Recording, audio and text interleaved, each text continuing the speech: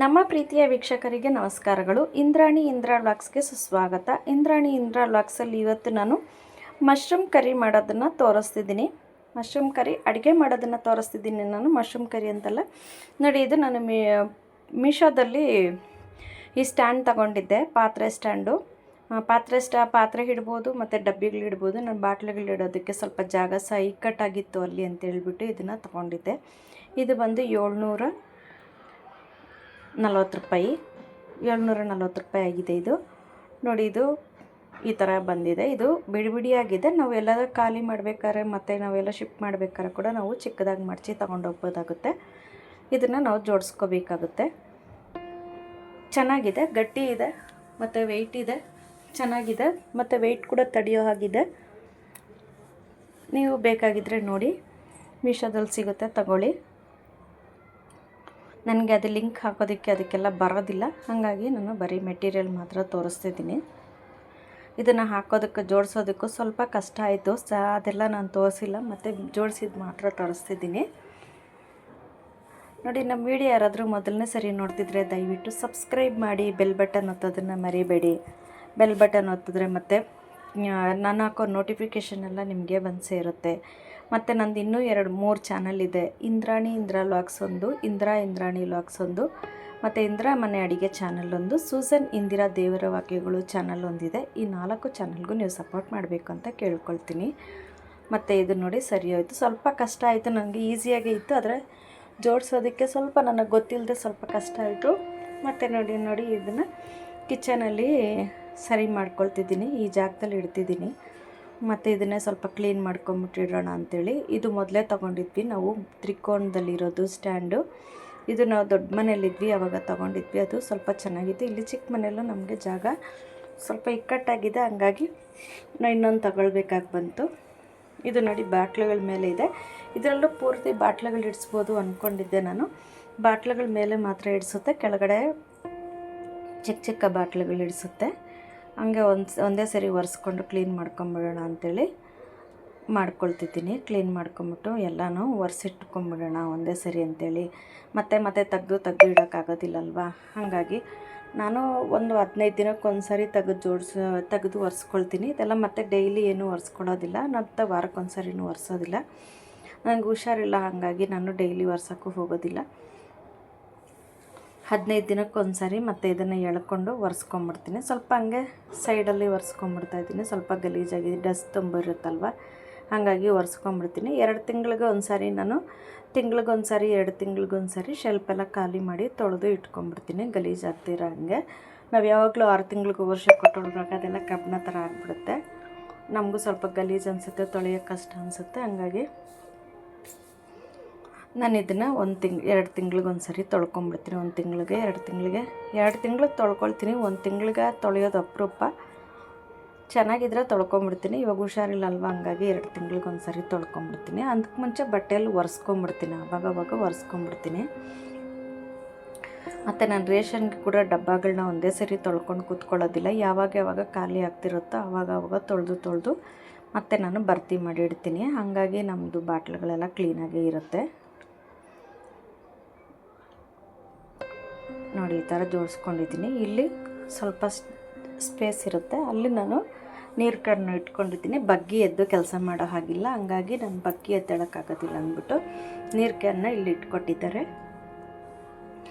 ಹಂಗಾಗಿ ನಾನು ಕೆಳಗಡೆ ಇಡ್ತೇನೆ, ಎಲ್ಲ ಜರುಗಿಸ್ಕೊಂಡು ಇಲ್ಲೇ ಇಟ್ಟು ಮಾಡ್ತಿದ್ದೀನಿ. ನೋಡಿ, ಇದು ನಮಗೆ ಗೊತ್ತಿರೋರು ಕೊಟ್ಟಿದ್ದರು, ಇದು ಬಾಟ್ಲ್ ಇಡೋದು. ಮತ್ತು ಅವ್ರ ಗುರ್ತಿಗೆ ಅವ್ರು ಕೊಟ್ಟಿದ್ದನ್ನ ನಾವು ಇದು ಮಾಡಬಾರ್ದು ಅಂತೇಳಿ ಬಾಟ್ಲ್ ಇಡೋದಕ್ಕೆ ಇಟ್ಟಿದ್ದೀನಿ. ಜೋಡಿಸೋ ಸಲೆಡ್ ಇದು, ಅದನ್ನು ಇಟ್ಟಿದ್ದೀನಿ. ಅದರಲ್ಲಿ ನೀರು ಬಾಟ್ಲುಗಳು ಒಂದು 3 ಬಾಟ್ಲು ಇಡಿಸುತ್ತಷ್ಟೇ, ಜಾಸ್ತಿ ಇಡಿಸೋದಿಲ್ಲ. 3 ಬಾಟ್ಲನ್ನ ಇದರಲ್ಲಿ ಇಟ್ಕೊಂಡ್ಬಿಡ್ತೀನಿ. ಇಟ್ಕೊಂಡು ನೀರು ಕ್ಯಾನನ್ನು ಇದ್ರ ಪಕ್ಕದಲ್ಲಿ ಜರುಗಿಸಿಟ್ಕೊಂಬಿಡೋಣ ಅಂತ ಜರುಗಿಸಿಟ್ಕೊಂಡ್ಬಿಡ್ತಿದ್ದೀನಿ. ಜರುಗಿಸಿಟ್ಕೊಂಡು ಇವಾಗ ತೊಗೊಂಡಿರೋ ಸ್ಟ್ಯಾಂಡನ್ನು ನೋಡಿ ಇದಕ್ಕೆ ಇಡ್ತೀನಿ. ಇದರಲ್ಲೇ ಸ್ಪೂನ್ ಇದನ್ನು ಇದರಲ್ಲೂ ಇಟ್ಕೊಳ್ತೀನಿ. ಇದು ಪಾತ್ರೆ ತೊಳೆಯೋ ಇದರಲ್ಲಿ ಬಂದಿದ್ದು, ಟ್ರೇಯಲ್ಲಿ ಬಂದಿದ್ದು. ಇದನ್ನು ನಾನು ಇವಾಗ ಹಿಂಗೆ ಇಟ್ಕೊಳ್ತಾಯಿದ್ದೀನಿ. ಹಿಂಗೆ ಇಟ್ಕೊಂಡು ನೋಡಿ ಇವಾಗ ಜೋಡಿಸ್ಕೊಂಬಿಡ್ತಾಯಿದ್ದೀನಿ. ಇಟ್ಕೊಂಡು ಕರೆಕ್ಟಾಗಿದೆ, ಗಟ್ಟಿ ಇದೆ. ನೋಡಿ ಈಗ ಬಾಟ್ಲುಗಳನ್ನ ಇಲ್ಲಿ ಜೋಡಿಸ್ಕೊಂಡ್ಬಿಡ್ತಾಯಿದ್ದೀನಿ. ಚಿಕ್ಕ ಚಿಕ್ಕ ಬಾಟ್ಲೆಲ್ಲ ಕೆಳಗಡೆ ಜೋಡಿಸ್ಕೊಳ್ತಿದ್ದೀನಿ, ದೊಡ್ಡ ಬಾಟ್ಲೆಲ್ಲ ಮೇಲೆ ಇಟ್ಕೊಳ್ತಿದ್ದೀನಿ. ಇದು ಖಾರದ ಪುಡಿ, ಸಾಂಬಾರು ಪುಡಿ ಮತ್ತು ಧನಿಯಾ ಪುಡಿ ಹಂಗೆ ಇಟ್ಕೊಂಡ್ಬಿಡ್ತೀನಿ, ಒಂದೇ ಹತ್ರ ಇಟ್ಕೊಂಡ್ಬಿಡ್ತೀನಿ. ಇದರಲ್ಲಿರೋದನ್ನೆಲ್ಲ ಇದರಲ್ಲಿ ಸ್ವಲ್ಪ ಇಕ್ಕಟ್ಟಾಗಿ ಒಂದು ಮುಂದೆ ಒಂದು ಹಿಂದೆ 2 ಲೈನ್ ಇಟ್ಕೊಂಡಿದ್ದೆ, ಅದು ಒಂದೊಂದೇ ಲೈನ್ ಇಟ್ಕೊಂಡಿದ್ದೀನಿ. ಈ ತುಪ್ಪದ ಡಬ್ಬ ಇಲ್ಲಿ ಇಡೋಣ ಅಂತೋದು, ಇಲ್ಲಿ ಇಟ್ಟರೆ ಸರಿ ಹೋಗೋದಿಲ್ಲ ಅಂದ್ಬಿಟ್ಟು ಇಲ್ಲಿ ಕಾಫಿ ಪುಡಿ ಡಬ್ಬ, ಚಿಕ್ಕ ಡಬ್ಬ ಇಟ್ಬಿಟ್ಟು ಅದ್ರ ಮೇಲೆ ಈ ಫ್ಲೇವರ್ ಇಟ್ಬಿಡ್ತಾಯಿದ್ದೀನಿ. ನೋಡಿ ಮೆಣಸಿನ್ಕಾಯಿ ಜಾಡಿ ಅದೆಲ್ಲ ಆ ಕಡೆಗೆ ಇಟ್ಕೊಂಡಿದ್ದೆ. ಇವಾಗ ಆ ಕಡೆಗೆ ಉಪ್ಪು ಎಣ್ಣೆ ಮಾತ್ರ ಆ ಕಡೆಗೆ ಇಟ್ಕೊಂಡಿದ್ದೀನಿ. ನೋಡಿ ಟ್ರೈಪಾಡನ್ನು ಕೂಡ ನಾನಿಲ್ಲಿ ಸ್ವಲ್ಪ ಜಾಗ ಕರೆಕ್ಟ್ ಇದೆ ಅಲ್ಲಿ ಇಟ್ಕೊಂಡ್ಬಿಡ್ತಿದ್ದೀನಿ, ಯಾರು ಬೀಳಿಸ್ದೇ ಇರೋ ಥರ ಇಟ್ಕೊಂಡಿದ್ದೀನಿ. ಇಲ್ಲಿ ಇಟ್ಕೊಂಡು ನೋಡಿ ಇವಾಗ ಇದು ಮೊಸರು ಹೆಪ್ಪಾಕ್ತಾಯಿದ್ದೀನಿ. ಮಡಿಕೆಯಲ್ಲಿ ಹೆಪ್ಪಾಕ್ಕೊಂಡಾಗ ನಮಗೆ ನೀರೆಲ್ಲ ಹೀರ್ಕೊಂಡು ಗಟ್ಟಿ ಮೊಸರು ಬರುತ್ತೆ. ನೋಡಿ ಇವಾಗ ಹಾಲು ಹೆಪ್ಪಾಕ್ಕೊಂಡ್ಬಿಡ್ತಾಯಿದ್ದೀನಿ. ಹೆಪ್ಪಾಕ್ಕೊಂಡು ಇಟ್ಕೊಂಡು ಇದು ರಾತ್ರಿಲಿ ಹೆಪ್ಪಾಕಿಡ್ತಿದ್ದೀನಿ, ಬೆಳಗ್ಗೆಗೆ ನಮಗೆ ಮೊಸರು ಆಗಿಬಿಡುತ್ತೆ. ಬೇಸಿಗೆಗಲ್ಲಲ್ವ ಬೇಗನೆ ಆಗಿಬಿಡುತ್ತೆ, ಹಂಗಾಗಿ ರಾತ್ರಿಲಿ ಹಾಕಿಟ್ಟಿದ್ದೀನಿ. ಮಡಿಕೆಯಲ್ಲಿ ಮಾಡೋದ್ರಿಂದ ನಮಗೆ ಹುಳಿ ಕೂಡ ಬರೋದಿಲ್ಲ. 1 ಲೀಟ್ರ್ ಮೊಸರಿಗೆ ನೋಡಿ ಇದು 3/4 ಲೀಟ್ರ್ ಆಗುತ್ತೆ. ಮತ್ತು ಒಂದು ಚಿಕ್ಕ ಡಬ್ಬಿಲಿ ನಾನು ಹಾಕಿಟ್ಕೊಳ್ತೀನಿ ಮೊಸರಿಗೆ. ಇದಕ್ಕೂ ಒಂದು ಇದ್ರ ತುಂಬ ಆಗಿ ಇದ್ರ ತುಂಬ ಆಗಿಬಿಡುತ್ತೆ. ನಾವು ಒಂದು ಸೈಡಲ್ಲಿಟ್ಟು ಕದಲ್ಸ್ತಾ ಇಟ್ಬಿಟ್ಟಾಗ ನಮಗೆ ಕರೆಕ್ಟಾಗಿ ಇದ್ಬಿಡುತ್ತೆ. ನೋಡಿ ಇದಕ್ಕೂ ಇಟ್ಕೊಂಡ್ಬಿಡ್ತಾಯಿದ್ದೀನಿ. ಇಟ್ಕೊಂಡು ಬೆಳಗ್ಗೆಗೆ ಮೊಸರು ಆಗಿಬಿಡುತ್ತೆ. ನೋಡಿ ಮುಚ್ಚಿಟ್ಬಿಟ್ಟು ಕದಲ್ಸ್ದೆ ನಾವು ಇಟ್ಬಿಟ್ಟಾಗ ಕ್ಲೀನಾಗಿ ಮೊಸರು ಆಗಿಬಿಡುತ್ತೆ. ಮೊಸರು ಹಾಕುವಾಗ ನಾವು ಒಂದು ಹದಕ್ಕೆ ಕಾಯಿಸ್ಕೋಬೇಕಾಗುತ್ತೆ. ಉಗುರು ಬೆಚ್ಚಗಿರಬೇಕು, ತುಂಬ ಬಿಸಿ ಇದ್ದರೂ ಮೊಸರು ಆಗೋದಿಲ್ಲ, ತುಂಬ ತಣ್ಣಗಿದ್ದರೂ ಮೊಸರು ಆಗೋದಿಲ್ಲ. ಇದು ನೋಡಿ ಬೆಳಗ್ಗೆ ತೆಗಿತಿದ್ದೀನಿ. ನೋಡಿ ಬೆಳಗ್ಗೆ 6 ಗಂಟೆಗೆ ತೆಗಿತಿದ್ದೀನಿ. ನೋಡಿ ಯಾವ ಥರ ಗಟ್ಟಿ ಮೊಸರು ಬಂದಿದೆ ಅಂತ. ಆದರೂ ಸ್ವಲ್ಪ ನೀರು ನಾನಿನ್ನು ಸ್ವಲ್ಪ ಗಟ್ಟಿಯಾಗಿ ಕಾಯಿಸ್ಕೋಬೇಕಾಗಿತ್ತು. ಕಾಯಿಸಿದಾಗ ನಮಗೆ ಆ ನೀರು ಕೂಡ ಬರೋದಿಲ್ಲ. ಇನ್ನೂ ಸ್ವಲ್ಪ ಚೆನ್ನಾಗಿ ಕಾಯಿಸ್ಕೋಬೇಕಾಗಿತ್ತು ಹಾಲು. ಮೊಸರು ಆಯಿತು ನೋಡಿ. ಇವಾಗ ನಾನು ಅಡುಗೆಗೆ ರೆಡಿ ಮಾಡ್ಕೊಳ್ತಾ ಇದ್ದೀನಿ. ಬಾಣಲಿಗೆ ಎಣ್ಣೆ ಹಾಕ್ಕೊಂಡಿದ್ದೀನಿ. ಎಣ್ಣೆ ಹಾಕ್ಕೊಂಡು ಮತ್ತು ಈರುಳ್ಳಿ ಹಾಕ್ಕೊಳ್ತಾ ಇದ್ದೀನಿ. ಈರುಳ್ಳಿ ಒಂದು ದೊಡ್ಡದು ಈರುಳ್ಳಿನ ಹಾಕ್ಕೊಂಡಿದ್ದೀನಿ. ಸ್ವಲ್ಪ ಸಾರು ಮಾಡೋದಲ್ವ, ಹಾಗಾಗಿ ನಾನು ಸ್ವಲ್ಪನೇ ಹಾಕ್ಕೊಳ್ತಿದ್ದೀನಿ. 1 ಗಡ್ಡೆ ಬೆಳ್ಳುಳ್ಳಿ, 1 ಇಂಚಿನಷ್ಟು ಶುಂಠಿ ಹಾಕ್ಕೊಳ್ತಿದ್ದೀನಿ. ಒಂದು 10 ಮೆಣಸಿನ್ಕಾಯಿ ಹಾಕ್ಕೊಂಡು 1 ಇಂಚಿನಷ್ಟು ಶುಂಠಿನ ಹಾಕ್ಕೊಳ್ತಾ ಇದ್ದೀನಿ. ನೋಡಿ ಇಷ್ಟು ಶುಂಠಿನ ಹಾಕ್ಕೊಂಡಿದ್ದೀನಿ. ಇದನ್ನು ಕಟ್ ಮಾಡಿ ಹಾಕ್ಬಿಡ್ತೀನಿ. ಕಟ್ ಮಾಡಿ ಹಾಕಿದ್ದೀನಿ ನೋಡಿ. ಇವಾಗ ಇದನ್ನು ಸ್ವಲ್ಪ ಫ್ರೈ ಮಾಡ್ಕೊಳ್ಳೋಣ. ಇದೇನು ಹಸಿ ವಾಸನೆ ಹೋದರೆ ಸಾಕು, ನಮಗೆ ಬಣ್ಣ ಚೇಂಜ್ ಆಗೋ ಅವಶ್ಯಕತೆ ಇಲ್ಲ. ಇದು ಸ್ವಲ್ಪ ನಮಗೆ ಕ್ರಿಮಿಯಾಗೇ ಬರುತ್ತೆ. ಇದನ್ನು ಮಾಡೋದಕ್ಕೆ ನೋಡಿ 1 ಇಂಚಿನ ಚಕ್ಕೆ ಹಾಕಿದ್ದೀನಿ, 1 ಲವಂಗ ಹಾಕಿದ್ದೀನಿ, ಒಂದು ಅರ್ಧ 1/4 ಟೀ ಸ್ಪೂನಷ್ಟು ಮೆಣಸು ಹಾಕಿದ್ದೀನಿ, ಕಾಳು ಮೆಣಸು, ಚಕ್ಕೆ, ಲವಂಗ, ಕಾಳು ಮೆಣಸು, 1 ಏಲಕ್ಕಿ ಹಾಕ್ಕೊಂಡಿದ್ದೀನಿ. ಹಾಕ್ಕೊಂಡು ಸ್ವಲ್ಪ ಚೆನ್ನಾಗಿ ಫ್ರೈ ಮಾಡ್ಕೊಂಬಿಡೋಣ. ನಾವಂದರೆ ಕಲರ್ ಚೇಂಜ್ ಆಗಬಾರ್ದು, ಹಾಗೆ ಫ್ರೈ ಮಾಡ್ಕೊಬೇಕಾಗುತ್ತೆ. ಸ್ವಲ್ಪ ಹಸಿ ವಾಸನೆ ಹೋಗೋವರೆಗೂ ನಾವು ಫ್ರೈ ಮಾಡ್ಕೊಂಡ್ರೆ ಸಾಕಾಗ್ಬಿಡುತ್ತೆ. ಇಷ್ಟ ಆಗಿದೆ. ಇವಾಗ ಸ್ಟವ್ ಆಫ್ ಮಾಡ್ಕೊಂಬಿಡೋಣ. ಸ್ಟವ್ ಆಫ್ ಮಾಡ್ಕೊಂಬಿಟ್ಟು ನಾವು ಇವಾಗ ಸ್ವಲ್ಪ ಕೊತ್ತಂಬರಿ ಹಾಕಿದ್ದೀನಿ. ಜಾಸ್ತಿ ಕೊತ್ತಂಬರಿ ಹಾಕಬಾರ್ದು, ಸ್ವಲ್ಪ ಗಾರ್ನಿಷ್ಗೆ ಅಂತ ಸ್ವಲ್ಪ ಎತ್ಕೊಂಡ್ಬಿಡ್ತಾ ಇದ್ದೀನಿ ಅದರಲ್ಲೂ. ಇವಾಗ ನಾನು 1 ಹಿಡಿಯಷ್ಟು ನಾನು ಗೋಡಂಬಿ ಹಾಕ್ಕೊಂಡಿದ್ದೀನಿ. ಇದಕ್ಕೆ ತೆಂಗಿನಕಾಯಿ ಹಾಕ್ತಿಲ್ಲ, ಇದಕ್ಕೆ ಇದೇ ಗಟ್ಟಿ ಆಗೋದಕ್ಕೆ ಗೋಡಂಬಿನೇ ಹಾಕ್ಕೊಂಡಿರೋದು. ಗೋಡಂಬಿ ಹಾಕ್ಕೊಂಡು ತಿರುಗಿಸ್ಬಿಟ್ಟು ನಾವು ತಣ್ಣಗಾಗಕ್ಕೆ ಬಿಟ್ಬಿಡೋಣ. ತಣ್ಣಗಾಗಕ್ಕೆ ಬಿಟ್ಬಿಟ್ಟು ಇವಾಗ ನಾವು ಮಸಾಲೆ ರುಬ್ಕೋಬೇಕಾಗುತ್ತೆ. ತಣ್ಣಗಾಗಕ್ಕೆ ಬಿಡೋಣ. ತಣ್ಣಗಾಗೋಷ್ಟರಲ್ಲಿ ನಾವು ಇವಾಗ ಫ್ರೈ ಮಾಡ್ಕೊಳ್ಳೋದೆಲ್ಲ ಮಾಡ್ಕೊಂಬಿಡೋಣ. ನೋಡಿ ಒಂದು ಪಾತ್ರೆಗೆ ನಾನೊಂದು 5 ಸ್ಪೂನ್ ಎಣ್ಣೆ ಹಾಕ್ಕೊಂಡಿದ್ದೀನಿ. 5 ಸ್ಪೂನ್ ಎಣ್ಣೆ ಹಾಕ್ಕೊಂಡು 1-2 ಸ್ಪೂನಷ್ಟು ಬೆಣ್ಣೆ ಹಾಕ್ಕೊಂಡಿದ್ದೀನಿ.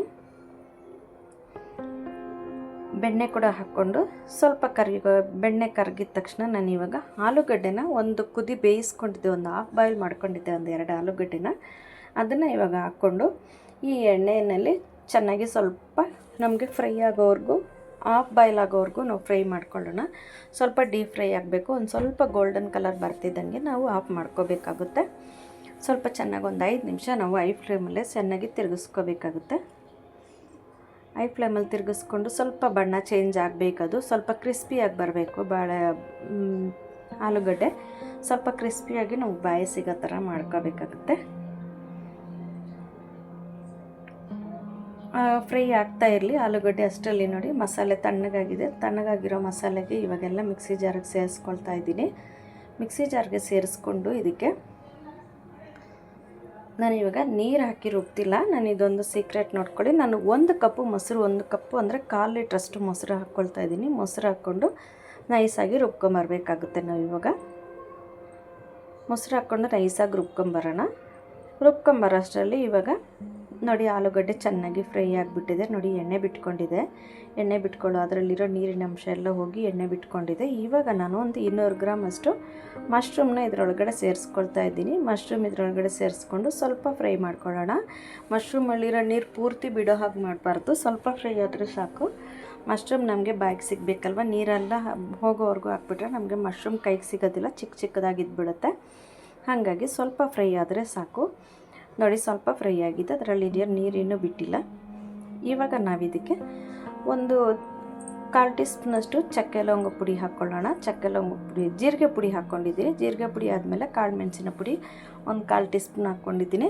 1/4 ಟೀ ಸ್ಪೂನ್ ಹಾಕ್ಕೊಂಡು ಅರಿಶಿನ ಪುಡಿ ಒಂದು ಅರ್ಧ ಟೀ ಸ್ಪೂನ್ ಹಾಕಿದ್ದೆ. ಅರಿಶಿನ ಪುಡಿ ಹಾಕಿದ್ದೀನಿ ಅರ್ಧ ಟೀ ಸ್ಪೂನ್, ಅದು ಕಲರ್ ಚೇಂಜ್ ಆಗಿ ಗೊತ್ತಾಗ್ತಿಲ್ಲ. ಇವಾಗ ನೋಡಿ ಚಕ್ಕೆ ಲವಂಗ ಪುಡಿ ಒಂದು 1/4 ಟೀ ಸ್ಪೂನ್ ಹಾಕ್ಕೊಳ್ತಾ ಇದ್ದೀನಿ. 1/4 ಟೀ ಸ್ಪೂನ್ ಹಾಕ್ಕೊಂಡು ಸ್ವಲ್ಪ ಚೆನ್ನಾಗಿ ಫ್ರೈ ಮಾಡ್ಕೊಳ್ಳೋಣ. ಫ್ರೈ ಮಾಡ್ಕೊಂಡ್ಮೇಲೆ ಇದು ಡಬಲ್ ಬೀನ್ಸ್ 1 ಕಪ್ಪು ಬೇಯಿಸ್ಕೊಂಡಿದ್ದೆ, ಅದನ್ನು ಹಾಕ್ಕೊಳ್ತಾ ಇದ್ದೀನಿ. ಡಬಲ್ ಬೀನ್ಸ್ನ ಕೂಡ ಹಾಕ್ಕೊಂಡು ಸ್ವಲ್ಪ ಚೆನ್ನಾಗಿ ನಾವು ತಿರುಗಿಸ್ಕೊಳ್ಳೋಣ. ತಿರುಗಿಸ್ಕೊಂಡಿದ್ದಾದಮೇಲೆ ನಾವು ಇವಾಗ ರುಬ್ಬಿರೋ ಅಂಥ ಮಸಾಲೆನ ಇದಕ್ಕೆ ಸೇರಿಸ್ಕೊಂಡ್ಬಿಡೋಣ. ನೋಡಿ ಯಾವ ಥರ ಕಲರ್ ಆಗಿದೆ ಅಂಥೇಳಿ. ರುಬ್ಬಿರೋ ಮಸಾಲೆನ ಇದಕ್ಕೆ ಸೇರಿಸ್ಕೊಂಡು ನಾವು ಚೆನ್ನಾಗಿ ತಿರುಗಿಸ್ಕೋಬೇಕಾಗುತ್ತೆ. ಎಣ್ಣೆ ಬಿಡೋ ತನಕ ನಾವು ತಿರುಗಿಸ್ಕೋಬೇಕಾಗುತ್ತೆ. ಎಣ್ಣೆ ಬಿಡಬೇಕಿದ್ರಲ್ಲಿ ಚೆನ್ನಾಗಿ ಎಣ್ಣೆ ಬಿಡೋ ತನಕ ತಿರುಗಿಸ್ಕೊಂಡು ಫ್ರೈ ಮಾಡ್ಕೊಳ್ಳೋಣ.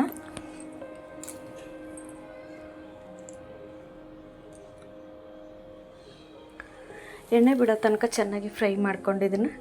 ನೋಡಿ ಎಣ್ಣೆ ಬಿಡ್ತಾ ಇದೆ, ಸ್ವಲ್ಪ ಎಣ್ಣೆ ಬಿಟ್ಟಿದೆ, ಅದುವರೆಗೂ ನಾವು ಫ್ರೈ ಮಾಡ್ಕೋಬೇಕಾಗುತ್ತೆ. ಫ್ರೈ ಮಾಡಿಕೊಂಡು ಮುಚ್ಚಳ ಮುಚ್ಚಿಬಿಟ್ಟು ಒಂದು 5 ನಿಮಿಷ ಫ್ರೈ ಮಾಡ್ಕೊಳ್ಳೋಣ. ಲೋ ಫ್ಲೇಮಲ್ಲಿಟ್ಟು ನಾವು ಚೆನ್ನಾಗಿ ಕುದಿಯೋಕ್ಕೆ ಬಿಡೋಣ. ಕುದಿಯೋಕ್ಕೆ ಬಿಟ್ಟಾಗ ನೋಡಿ ಇವಾಗ ಮುಚ್ಚಳ ಓಪನ್ ಮಾಡೋಣ. ನೋಡಿ ಯಾವ ಥರ ಗ್ರೀನ್ ಕಲರಾಗಿ ಚೆನ್ನಾಗಿ ಕಾಣ್ತಿದೆ. ಇದಕ್ಕೆ ನಾನು ಇವಾಗ ಅಚ್ಚ ಖಾರದ ಪುಡಿ ಒಂದು 1/4 ಟೀ ಸ್ಪೂನ್ ಹಾಕ್ತಾಯಿದ್ದೀನಿ. ಧನಿಯಾ ಪುಡಿ 1 ಟೀ ಸ್ಪೂನ್ ಹಾಕ್ಕೊಳ್ತಾ ಇದ್ದೀನಿ. ಧನಿಯಾ ಪುಡಿ ಖಾರದ ಪುಡಿ ಜಾಸ್ತಿ ಹಾಕೋದಿಲ್ಲ ಇದಕ್ಕೆ. ನೋಡಿ ಇವಾಗ ಇಷ್ಟು ಹಾಕ್ಬಿಟ್ಟು ನಾವು ತಿರುಗಿಸ್ಕೊಂಬಿಡೋಣ. ತಿರುಗಿಸ್ಕೊಂಬಿಟ್ಟು ಮಿಕ್ಸಿ ಜಾರಿನ ನೀರನ್ನು ಇದಕ್ಕೆ ಸೇರಿಸ್ಕೊಂಬಿಡೋಣ. ಇದಕ್ಕೆ ಸೇರಿಸ್ಕೊಂಡು ಸ್ವಲ್ಪ ಚೆನ್ನಾಗಿ ತಿರುಗಿಸ್ಕೊಂಬಿಡೋಣ. ಇದು ತುಂಬ ಗಟ್ಟಿಯಾಗಿ ಮಾಡಿದ್ರೆ ಚೆನ್ನಾಗಿರೋದಿಲ್ಲ. ಇದು ಗ್ರೇವಿ ಒಂದು ವೀಡಿಯೋದಲ್ಲಿ ನೋಡಿ ನಾನು ಮಾಡ್ತಿದ್ದೀನಿ. ಇದು ನೋಡಿ ಚಪಾತಿಗೆ, ಪೂರಿಗೆ ಮತ್ತು ಉಪ್ಪು ರುಚಿಗೆ ತಕ್ಕಷ್ಟು ಉಪ್ಪು ಹಾಕ್ಕೊಂಡಿದ್ದೀನಿ. ಗೀ ರೈಸ್ಗೆಲ್ಲ ತುಂಬ ಚೆನ್ನಾಗಿರುತ್ತೆ. ಮುದ್ದೆಗೆ ನಾವು ಟ್ರೈ ಮಾಡಿಲ್ಲ. ಚಪಾತಿಗೆ, ಗೀ ರೈಸ್ಗೆ, ವೈಟ್ ರೈಸ್ಗೆ ಮತ್ತು ಪೂರಿಗೆ ಇದಕ್ಕೆಲ್ಲ ತುಂಬ ಚೆನ್ನಾಗಿರುತ್ತೆ. ನಾನು ಕಸ್ತೂರಿ ಮೆಥಿ ಒಂದು ಸ್ವಲ್ಪ ಫ್ರೈ ಮಾಡಿ ಇಟ್ಕೊಂಡಿದ್ದೀನಿ. ಅದನ್ನು ನಾನು ಚೆನ್ನಾಗಿ ಕೈಯಲ್ಲಿ ನುಣ್ಣಗೆ ಮಾಡಿಬಿಟ್ಟು ಹಾಕ್ತಾಯಿದ್ದೀನಿ. ಒಂದು ಅರ್ಧ ಟೀ ಸ್ಪೂನಷ್ಟು ಕಸ್ತೂರಿ ಮೆಥಿ ಹಾಕ್ತಾಯಿದ್ದೀನಿ. ಕಸ್ತೂರಿ ಮೆಥಿ ಹಾಕ್ಬಿಟ್ಟು ನಾವು ಸ್ವಲ್ಪ ತಿರುಗಿಸ್ಕೊಂಬಿಡೋಣ. ತಿರುಗಿಸ್ಕೊಂಬಿಟ್ರೆ ನಮಗೆ ಚೆನ್ನಾಗಿ ಕುದಿ ಬಂದಿದೆ. ಸಾರು ಕುದಿ ಬಂದರೆ ಸಾಕು. ಇವಾಗ ನಾವು ಆಲ್ರೆಡಿ ಮಸಾಲೆ ಎಲ್ಲ ಫ್ರೈ ಮಾಡಿದ್ದೀವಲ್ಲ, ಮೊಸರೆಲ್ಲ ಹಾಕಿದ್ದೀವಲ್ಲ, ಹಂಗಾಗಿ ನಮಗೆ ಚೆನ್ನಾಗಿ ಕುದಿ ಬಂದರೆ ಸಾಕು. ಮುಚ್ಚಳ ಮುಚ್ಚಿಬಿಟ್ಟು ಒಂದು ಕುದಿ ಬರ್ಸ್ಕೊಳ್ಳೋಣ. ಈಗ ಅಷ್ಟೇನು ಹಸಿ ವಾಸನೆ ಇರೋದಿಲ್ಲ, ಹಸಿ ವಾಸನೆ ಎಲ್ಲ ಹೋಗಿರುತ್ತೆ. ನೋಡಿ ಇವಾಗ ಚೆನ್ನಾಗಿ ಕುದಿ ಬಂದಿದೆ ಸಾರು. ಇನ್ನೊಂದು ಸ್ವಲ್ಪ ತಿರುಗಿಸ್ಕೊಂಡು ಸ್ವಲ್ಪ ಮತ್ತೆ ನಾವು ಮುಚ್ಚಳ ಮುಚ್ಚಿ ನಾವು ಇದನ್ನು ಬೇಯಿಸ್ಕೋಬೇಕಾಗುತ್ತೆ. ಮತ್ತು ನಾನು ಸ್ವಲ್ಪ ನೀರು ಹಾಕಿದ್ದೀನಿ. ನೋಡಿ ಮಸಾಲೆ ರುಬ್ಬಿರೋ ನೀರನ್ನೇ ಹಾಕ್ಕೊಂಡಿದ್ದೀನಿ. ಮತ್ತು ನಾನು ಸ್ವಲ್ಪ ನೀರನ್ನು ಹಾಕ್ಕೊಂಡು, ಇದು ಸ್ವಲ್ಪ ನೀರಾಗೆ ಕಾಣ್ತಿದೆ. ನಾನು ಸ್ವಲ್ಪ ಅನ್ನಕ್ಕಂತ ಸ್ವಲ್ಪ ನೀರಾಗೆ ಮಾಡಿದ್ದೀನಿ. ಇದು ಆರಿದಾಗ ಮತ್ತೆ ಗಟ್ಟಿಯಾಗಿಬಿಡುತ್ತೆ. ಗೋಡಂಬಿ ಹಾಕಿದ್ದೀವಲ್ಲ, ಹಂಗಾಗಿ ಗಟ್ಟಿಯಾಗಿಬಿಡುತ್ತೆ. ಒಂದು 10 ನಿಮಿಷ ಕುದಿಯೋಕ್ಕೆ ಬಿಡೋಣ. 10 ನಿಮಿಷ ಕುದಿಯೋಕ್ಕೆ ಬಿಟ್ಟಾಗ ನೋಡಿ ಸಾರು ಯಾವ ಥರ ಗಟ್ಟಿಯಾಗಿದೆ ಅಂತ. ಇವಾಗ ನಾವು ಕೊತ್ತಂಬರಿ ಗಾರ್ನಿಷ್ ಮಾಡಿ ಸ್ಟವ್ ಆಫ್ ಮಾಡಿ. ಇದು ಕರಿಬೇವಿನ ಪುಡಿ. ಇದು ನಾನು ಕರಿಬೇವಿನ ಸೊಪ್ಪನ್ನ ಒಣಗಿಸಿ ಪುಡಿ ಮಾಡಿ ಇಟ್ಕೊಂಡಿದ್ದೆ. ಕರಿಬೇವಿನ ಪುಡಿನ ಹಾಕಿದ್ದೀನಿ. ಕರಿಬೇವಿನ ಪುಡಿನ ಹಾಕ್ಕೊಂಡು ಸ್ವಲ್ಪ ಚೆನ್ನಾಗಿ ತಿರುಗಿಸ್ಕೊಳ್ಳೋಣ. ಇದಕ್ಕೆ ಹೊಟ್ಟೆಗೆ ತಿಂದೇ ಇರೋರು ಕೂಡ ಇದು ಕಣ್ಣಿಗೆ ಆರೋಗ್ಯ ಮತ್ತು ರುಚಿ ಕೊಡುತ್ತೆ ಅಂತ ಹೇಳ್ಬಿಟ್ಟು ನಾನು ಪುಡಿ ಮಾಡಿ ಹಾಕ್ಕೊಂಡಿದ್ದೀನಿ. ಕರಿಬೇವಿನ ಸೊಪ್ಪು ನಾವು ಹಾಗೆ ಹಾಕಿದಾಗ ಎಲ್ಲನೂ ಆರಿಸಿ ಹಾಕ್ಬಿಡ್ತಾರಲ್ಲ ಪಕ್ಕಕ್ಕೆ, ಹಾಗಾಗಿ ಈ ಥರ ಮಾಡ್ತೀನಿ ನಾನು. ಇದಕ್ಕೆ ನಾನೊಂದು 2 ಸ್ಪೂನ್ ಬೆಣ್ಣೆ ಹಾಕ್ಕೊಂಡಿದ್ದೀನಿ. ಮತ್ತು ಒಂದು 4 ಸ್ಪೂನಷ್ಟು ಫ್ರೆಶ್ ಕ್ರೀಮನ್ನು ಹಾಕ್ಕೊಂಡಿದ್ದೀನಿ. ಫ್ರೆಶ್ ಕ್ರೀಮನ್ನು ಹಾಕ್ಕೊಂಡು ತಿರುಗಿಸ್ಕೊಂಬಿಡೋಣ. ಇವಾಗ ನೋಡಿ ಉಪ್ಪು ಖಾರ ಎಲ್ಲ ಕರೆಕ್ಟ್ ಇದೆಯಾ ಅಂತ ನೋಡ್ಕೊಳ್ಳಿ. ನಾನು ಸ್ವಲ್ಪ ಖಾರ ಕಡಿಮೆನೇ ಹಾಕಿದ್ದೀನಿ. ನಿಮಗೆ ಖಾರಕ್ಕೆ ಅನುಗುಣವಾಗಿ ನೀವು ಹಾಕ್ಕೋಬೋದಾಗುತ್ತೆ. ಇವಾಗ ನೋಡಿ ಮತ್ತೆ ಗಟ್ಟಿಯಾಗಿಬಿಡುತ್ತೆ ಸಾರು. ಹಂಗಾಗಿ ನೋಡಿ ಕುದಿ ಬಂದಿದೆ. ಕುದಿ ಬಂದಾದಮೇಲೆ ಇವಾಗ ನಾವು ಕೊತ್ತಂಬರಿ ಗಾರ್ನಿಷ್ ಮಾಡಿ ಹಾಕ್ಬಿಡೋಣ. ಹಾಕಿದ್ರೆ ಸಾರು ರೆಡಿಯಾಗಿದೆ. ನಮಗೆ ಗ್ರೇವಿ ರೆಡಿಯಾಗಿದೆ ನೋಡಿ. ಮಶ್ರೂಮು, ಡಬಲ್ ಬೀನ್ಸು, ಆಲೂಗಡ್ಡೆ ಹಾಕಿ ಗ್ರೇವಿ ರೆಡಿಯಾಗಿದೆ ನೋಡಿ. ನೀವು ಮನೇಲಿ ಮಾಡಿ ನೋಡಿ ಹೇಗೆ ಅನ್ನಿಸ್ತು ಅಂತ ನಮಗೆ ಕಮೆಂಟ್ ಬಾಕ್ಸಲ್ಲಿ ತಿಳಿಸಿ. ನಮ್ಮ ವೀಡಿಯೋನ ಸ್ಕಿಪ್ ಮಾಡಿದೆ ನೋಡಿ, ಮತ್ತು ಹೇಗಿದೆ ಅಂತ ನಮಗೆ ಕಮೆಂಟ್ ಬಾಕ್ಸಲ್ಲಿ ತಿಳಿಸಿ. ದಯವಿಟ್ಟು ನಮ್ಮ ವೀಡಿಯೋನ ಸ್ಕಿಪ್ ಮಾಡದೆ ನೋಡಿದ್ದಕ್ಕಾಗಿ ಧನ್ಯವಾದಗಳು ವೀಕ್ಷಕರೇ.